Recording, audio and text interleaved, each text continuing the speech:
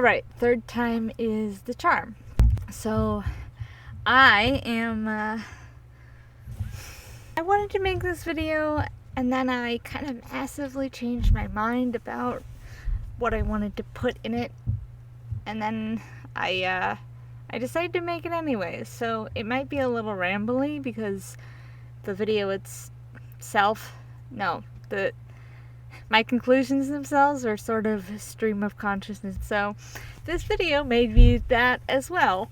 Also, I lost the last third of this speed paint because I just straight up did not save it. I didn't save it. So I'm only putting this speed paint in because it's topical, because I am using a meme that's going around to draw attention, since this is my first video. It's great. I'm great. It's foolproof plan. So yes, as you can tell by the title of this video, which will be something about the strawberry dress, this is about the strawberry dress meme. So, when I first saw this going around, actually, before I ever saw this going around as an art challenge or TikTok challenge or anything else, I saw this dress, or rather a knockoff of this dress, on AliExpress, and I was like, wow, that's a super cute dress. It won't fit me.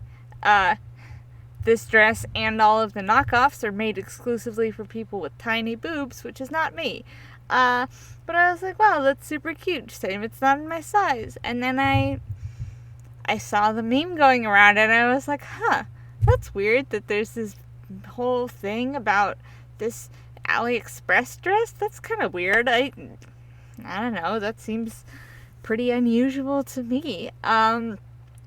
But I was like, okay, whatever. Probably a lot of people just found it and thought it was cute. Because, God, I thought it was cute. I thought it was cute pursuit.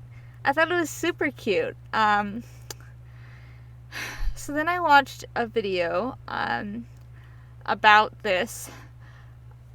I watched a video about this by Pixie Locks, who I have been following for a long time and I love, and you should go check her out, although she does not need me plugging her because this is my first video, so but I love Pixie Locks, and I saw that she'd made a video on it, and I was like, okay, like that's weird that that people are, doing all this stuff, and I watched the video, and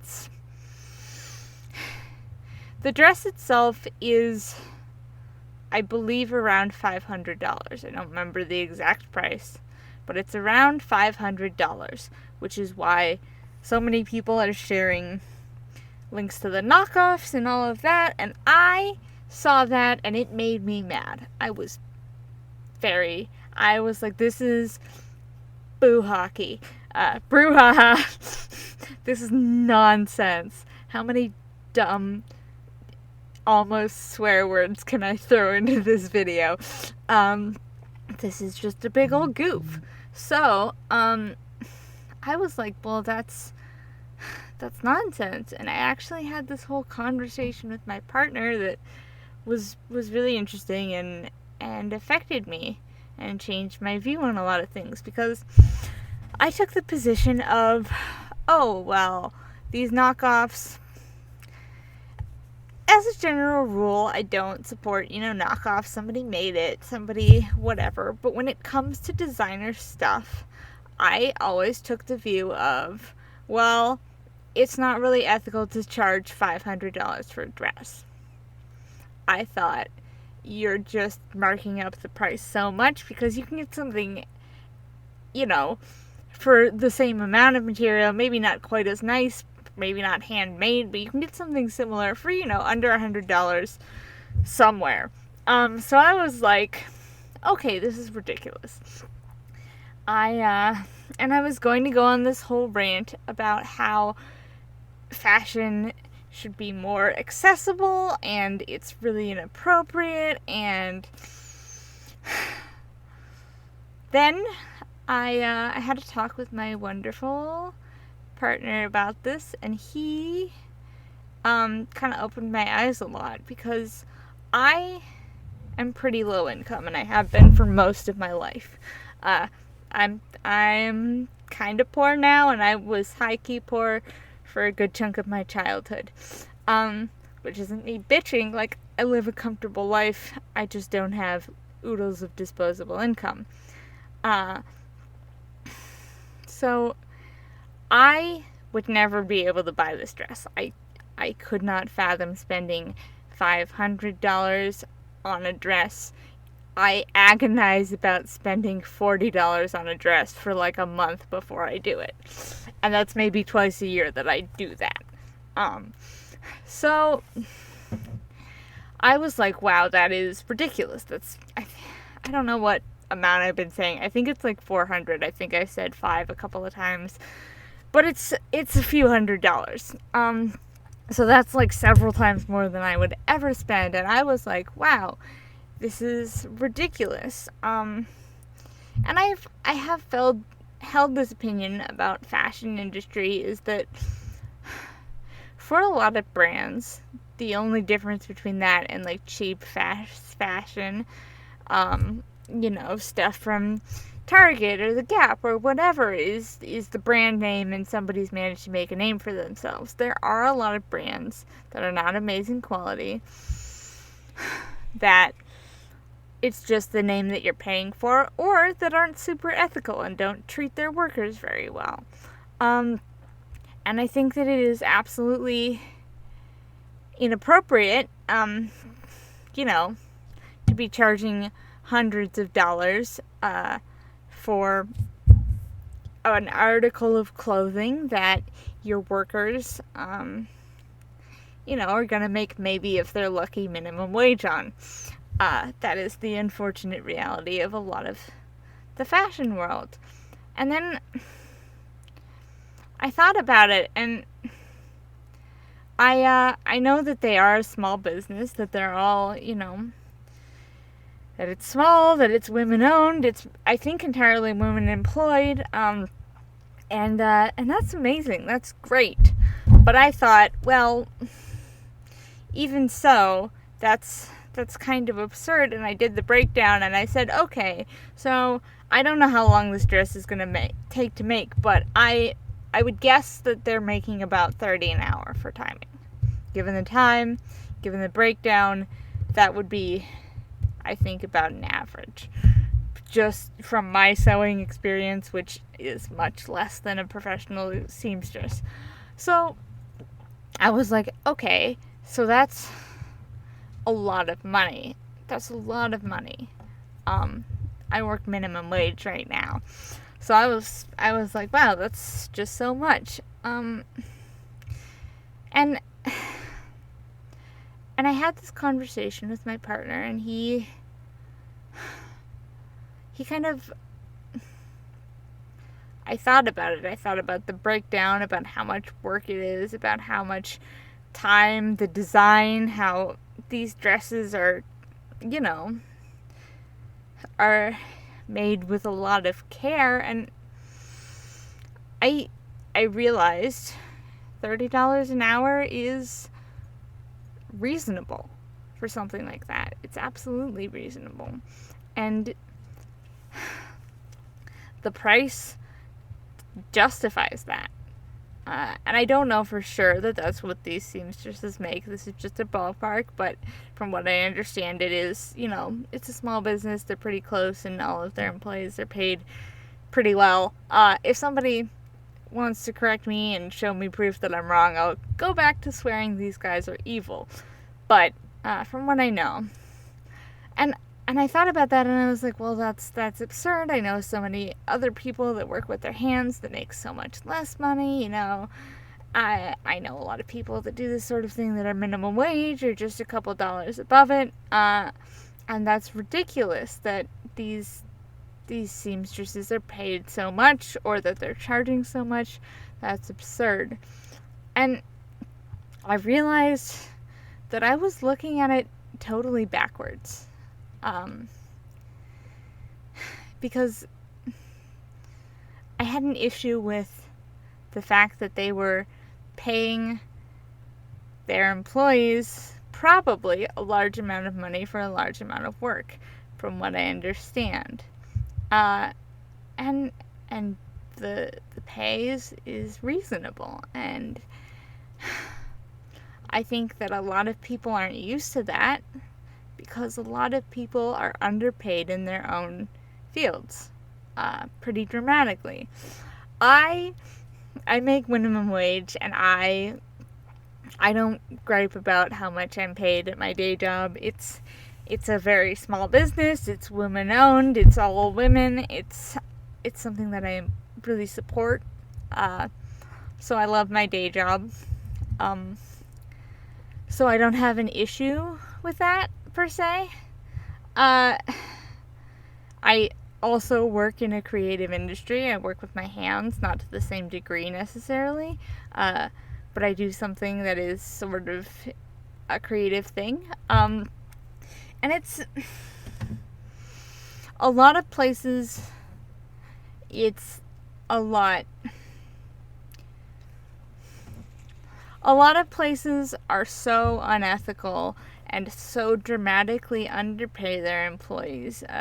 Fast fashion, and not even that, everything else. Fast fashion, fast food, service jobs. There's so much out there where people are so critically underpaid that we think of a reasonable amount of money, what breaks down to something that I would say isn't entirely fair for the amount of work that goes into that dress, and say, this is absurd, this is too expensive, it's too much money, this is totally unreasonable and completely unfair. And so I realized it was sort of the issue isn't them, it's everybody else type of deal. And I really wish that ethical fashion was accessible to everyone. And I kind of developed a lot of guilt about the clothing that I wear, which probably is made by people who are severely underpaid, who are not in great working conditions. And I really stopped and thought about that. And it's the accessibility of fashion comes at a price. And that price is ethics. And there is, thus far, pretty much zero overlap in ethics and accessibility in fashion. And there are a lot of people out there that simply can't afford to have high standards or high morals about this, which is really messed up. It's really unfortunate that there are a lot of people that just don't have the option of supporting, I have said ethical so many times already in this, and I don't want to say it again, but I don't have another word. So, supporting ethical sources. I'm saying it again. Places that, they know that their employees are well paid, that they get reasonable hours, or at least you can infer. It's definitely,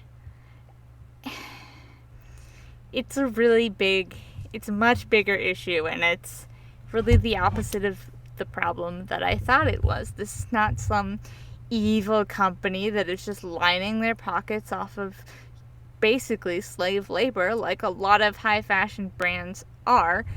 This is somebody who is taking care of their workers, who's taking care of their seamstresses, and that's...